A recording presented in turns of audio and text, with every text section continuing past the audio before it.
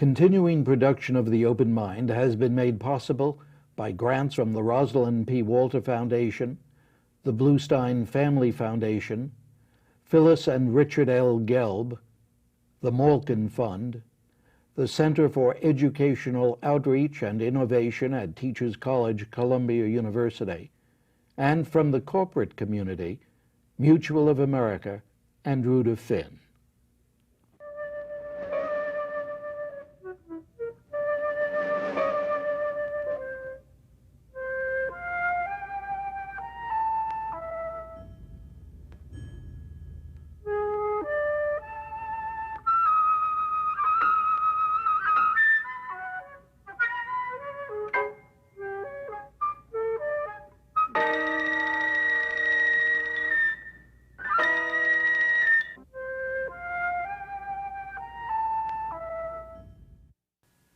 I'm Richard Heffner, your host on The Open Mind, and because the concept of multiple intelligences with which he is identified has provided us such profound insights into teaching and learning generally, and because over the years he has in so many ways contributed importantly to American education, I'm pleased that once again my Open Mind guest is Howard Gardner, Professor of Cognition and Education at the Harvard Graduate School of Education. Quite appropriately, given the range of his researches and writings, Dr. Gardner has been hailed as one of America's most interesting psychologists. Yet I have a bone to pick with my guest, and I'll bring it right up front, for it has to do with his new book, Changing Minds, The Art and Science of Changing Our Own and Other People's Minds, published by the Harvard Business School Press. Given what at least some Americans think of as our ugliest and unhappiest legacy from the 20th century, starting with Freud himself to Ivy Lee and Edward L. Bernays, and the legions of other brilliant advertising and public relations gurus who together taught us just how our minds work, and then how to manipulate them to create opinions and sell goods and win elections. Given all that, why in the world, I wonder, is my guest now providing even further guidance on how to set about changing minds? Now, I'm sure that Howard Gardner knows I don't ask this question with hostility. That's not my style, and besides, I admire him so much. But I am disturbed that at this time and in this place, he would so enthusiastically offer up his expertise and his powerful professional insights for what he calls the art and science of changing our own and other people's minds. That's the bone. I've been thinking about my own development as a psychologist, and I spent the first part of my life studying child development, the developing mind, and the next part of my professional life was spent trying to understand how the mind breaks down under conditions of brain damage. So I did both development and breakdown. And then reflecting on the latter part of my career, I really have been interested in all kinds of mind change. I've been interested in the kind of mind change that a leader brings about, both a leader whom you might admire and a leader whom you might disdain. I'm interested in the kind of mind change that a creative individual brings about. You mentioned Freud. Freud did some wonderful things. He probably did some things which weren't so wonderful. I'm interested in that. Take Darwin, another kind of tremendous mind changer. What happens in teaching and training? Those are all forms of mind change, and typically when we think about teaching, we think about it as a positive thing, though you can teach hatred and you can teach doctrinary perspectives as well. There's also the more intimate kind of change, the change between lovers, between a therapist and a patient, or a patient and a therapist, between an interviewer and an interviewee. And then, as the book title, Changing Minds, indicates, what happens when you change your own mind.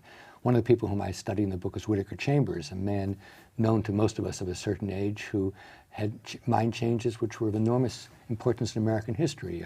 A academic who became an intellectual, became a communist, then left the party first secretly, then publicly admitted he'd been a communist, then leveled charges against Alger Hiss, at the time a high-level American diplomat, and Richard Nixon became a supporter of Whittaker Chambers, and that's an important part of 20th century American history. So I guess the question I would ask you in in turn, Richard, is people are involved in changing minds all the time, whether or not we write books about it. And my interest is in trying to understand how that happens.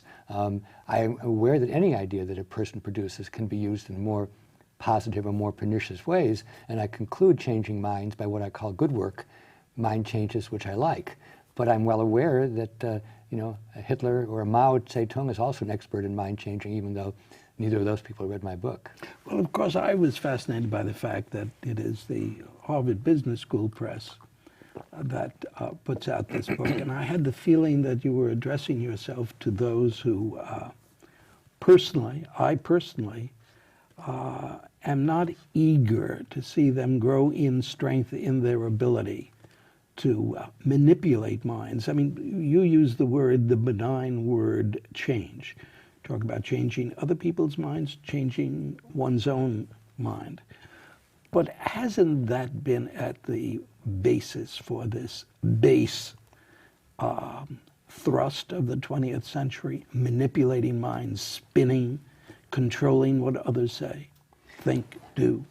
I think that's a fair characterization of some of what happens, but you spend your life in broadcast journalism. Your hero is Edward R. Murrow.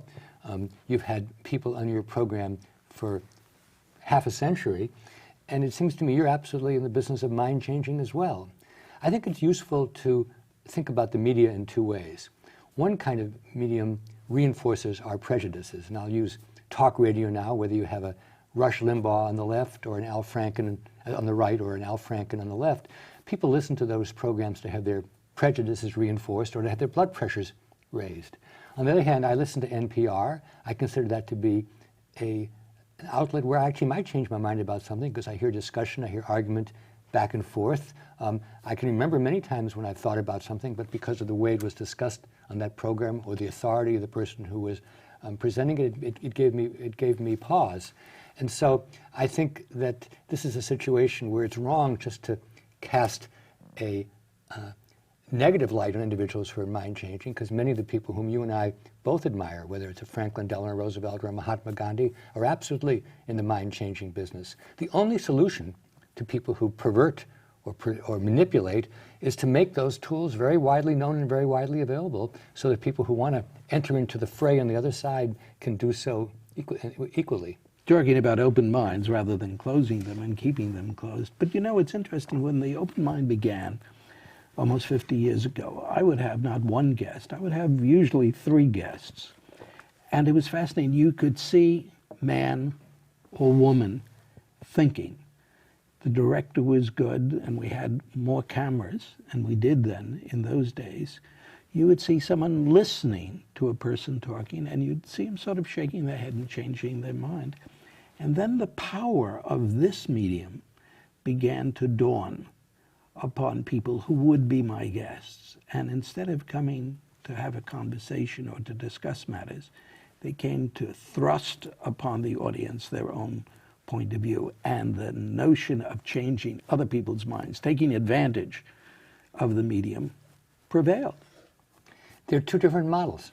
The model of discussion, openness, debate back and forth, and the model of what I call fundamentalism, where there's a commitment not to change your mind about something, and you only read those newspapers or watch those television programs or go to those internet sites which purvey a certain ideology. And Deborah Tannen talks about an argument culture. We are a culture where people scream and shout, rather than one where there's a softer kind of interchange. But the blessing is that the very fact that you or I or audience members might be annoyed by that gives us the challenge of saying, can we produce something to reinvigorate another kind of information exchange? But you know, you say that you're disturbed by those who, let's say, are fundamentalists, who have an idea, will not change, will not listen to the other side. How did you then come to pick George W. Bush as one of your examples of change? Well, my feeling about George W. Bush, and I wish I could rewrite the chapter every few months because this is a work in progress, is that he's actually changed his mind about many, many things, but he has a commitment not to talk about his mind changing, because he sees himself as somebody who's resolute and who has a point of view which he will stick to, and his heroes are people whom he sees that way.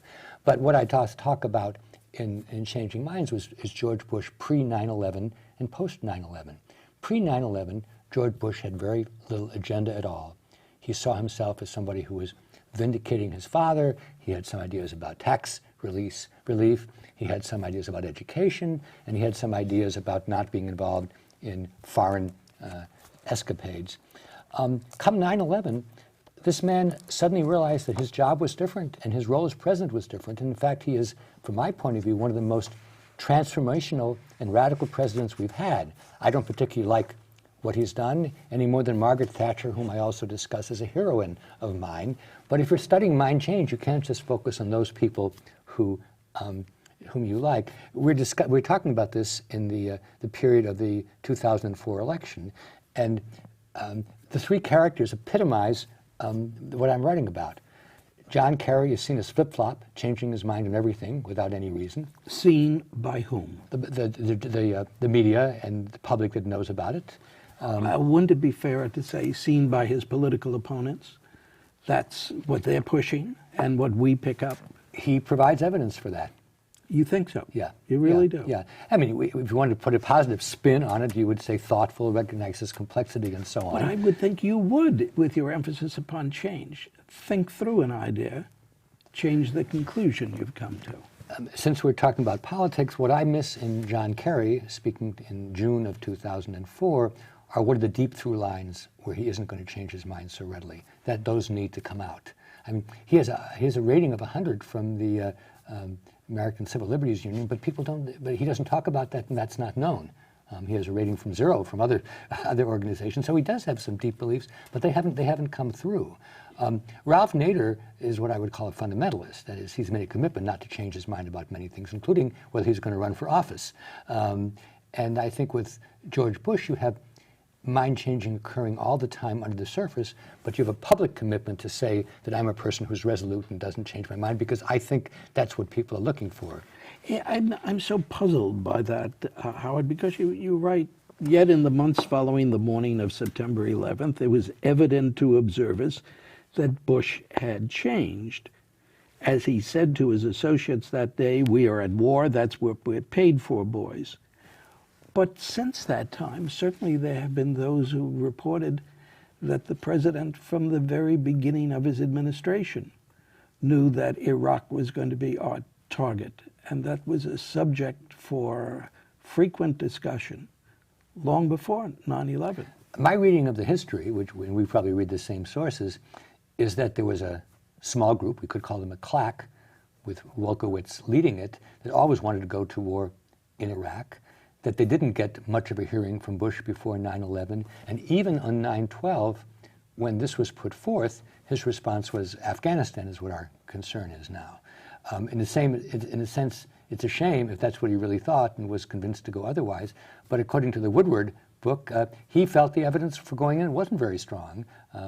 I think what happened there was really a kind of a macho perspective pervaded the White House, and he didn't want to be left short, which is where Colin Powell was left. You know, it's wonderful. Here we are, two college professors, very much reading The same things sources. in common and coming up with very, very different conclusions. Now, please explain. Is your argument that George Bush is actually somebody who had the same view of himself as a politician and the same view of his policies, let's say in 1996, 2000, and 2004? Well, I'll start with 2000 and say yes.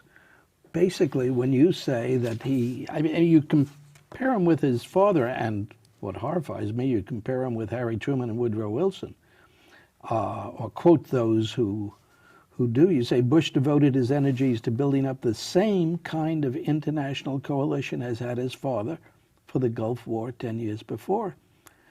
To compare the coalition that Bush père developed with great skill with the coalition of the willing. But my comparison there was with Afghanistan, where he did do that kind of thing. But let's take a bit of a distance from this. The issue is what causes individuals to change their minds.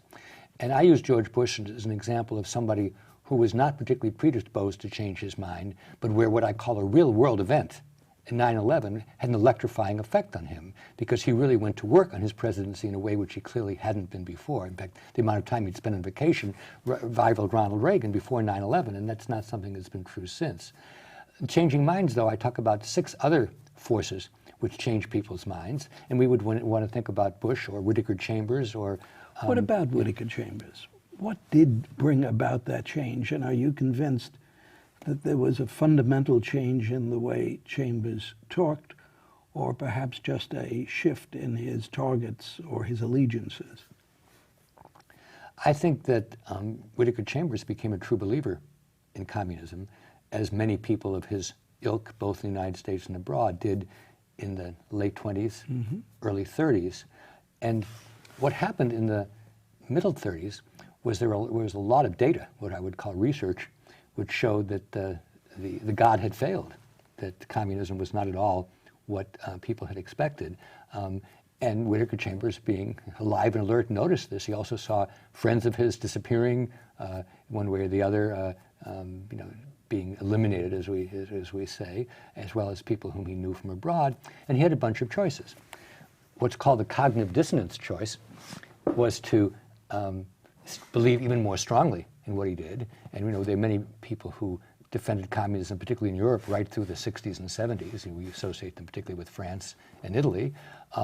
There are other people who kind of slink quietly into the background, but there are a few people, of whom Chambers was one, who decide to make anti-communism his cause. And I frankly don't doubt his sincerity for a minute. I think the interesting question is why, for 10 years, he kept quiet about other people who were involved in espionage, and then he decided to go public in 1948, doing something which he believed would destroy his family and himself, and he believed he was coming out for the losing side because he actually believed that communism would prevail. And I mean, I think one can accuse Whittaker Chambers of many things, but I would say the man had the courage of his convictions, right or wrong, and many people who defended Alger Hiss did not pay attention to the evidence. Well, you start things with R, and I'm interested in the C's, the causes. You use the word cause. He shifted from one cause to another. Doesn't that concern you a little when you're talking about fundamentalism? Aren't you talking about people who have causes? As it seems to me, George W. Bush has causes that he sticks to. And since we're in this timely business now, the matter a week after President Reagan was buried, and the question of his family's desire to see cell research, stem cell research pushed, the president maintains the same fundamentalist point of view. I think that all of us need to have certain fundamentals which we won't deviate from, and which we would only deviate from after much, much consideration. I am not impressed by people whose minds change all the time on everything. That's the negative aspect of flip-flop. On the other hand, I'm equally unimpressed by people who, as I would say of George Bush in the middle of '04, is resolute but wrong. That is, there are a number of issues now where it'd be very wise for him to say I was wrong about something, but he somehow feels he shouldn't confess to it.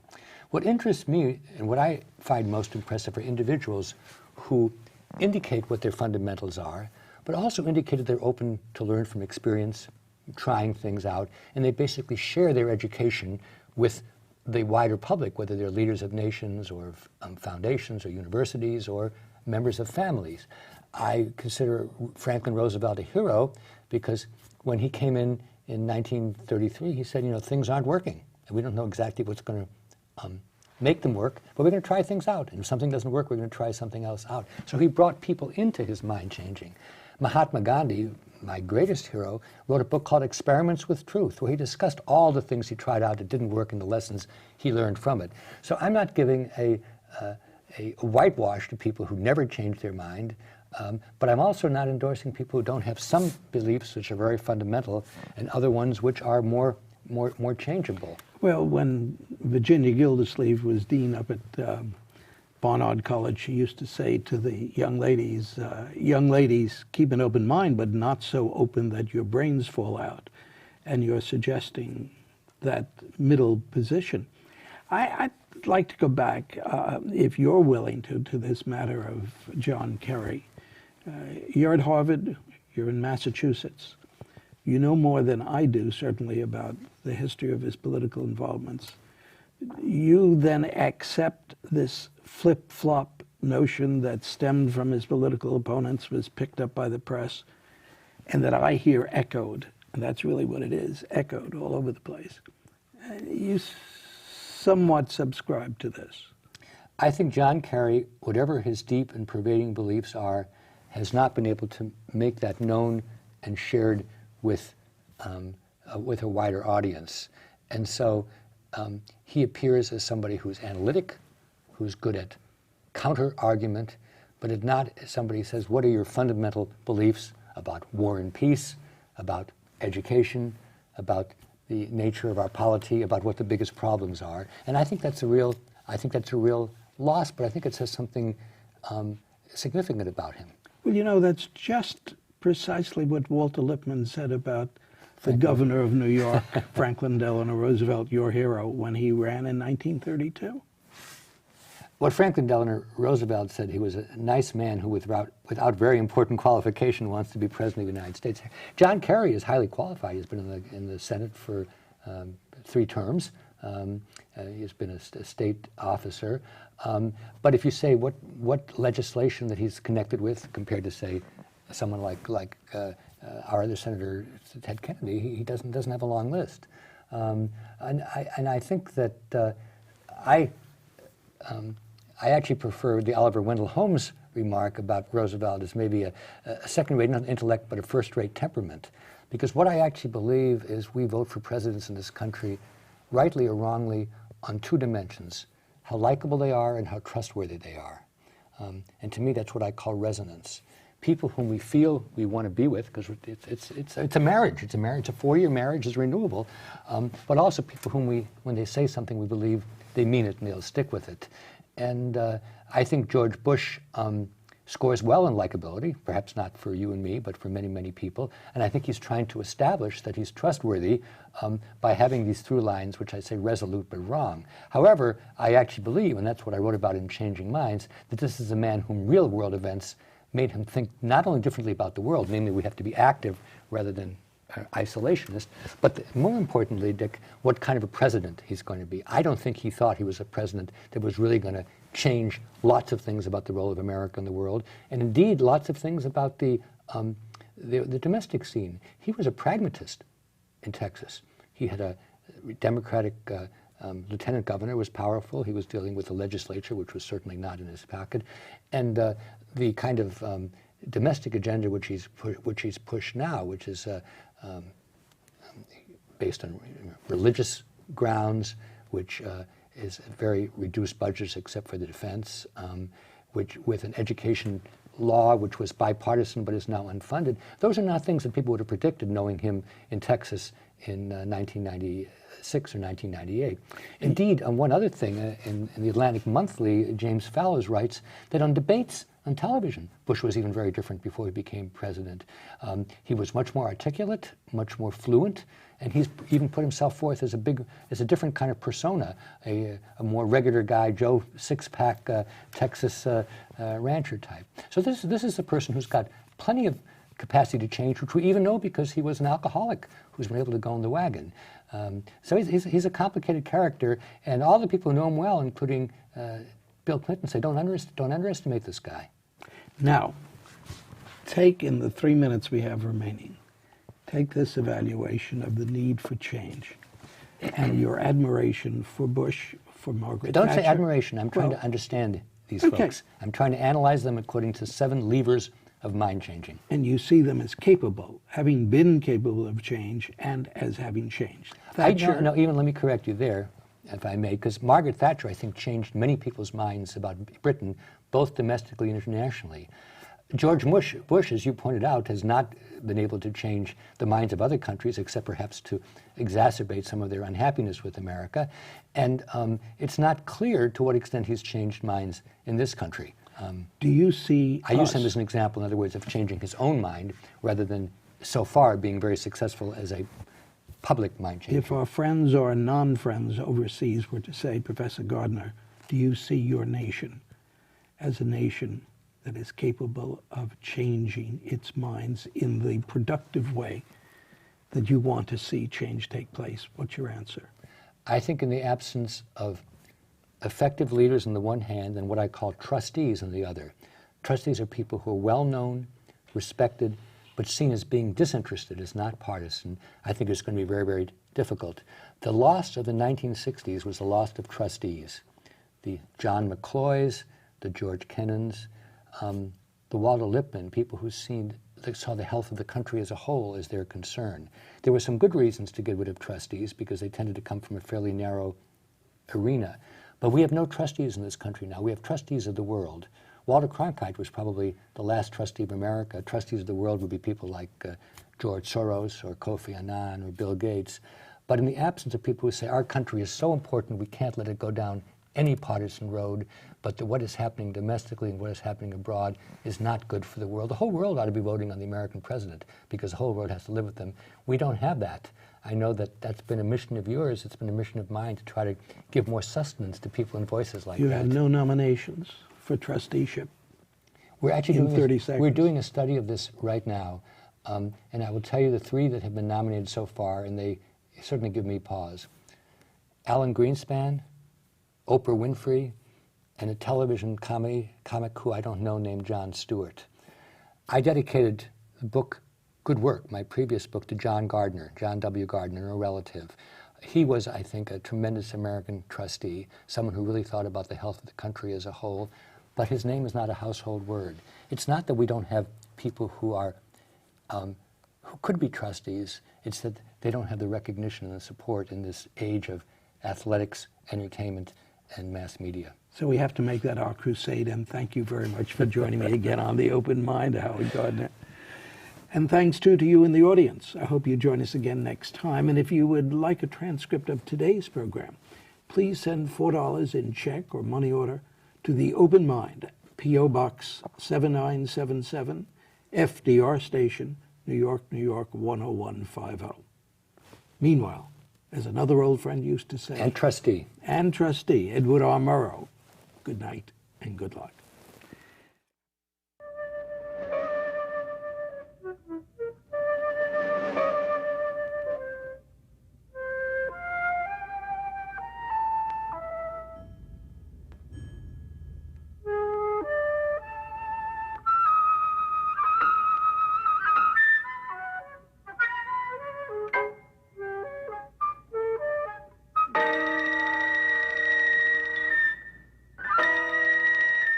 Continuing production of The Open Mind has been made possible by grants from the Rosalind P. Foundation, the Bluestein Family Foundation, Phyllis and Richard L. Gelb, the Malkin Fund, the Center for Educational Outreach and Innovation at Teachers College, Columbia University, and from the corporate community, Mutual of America and Rudolph Finn.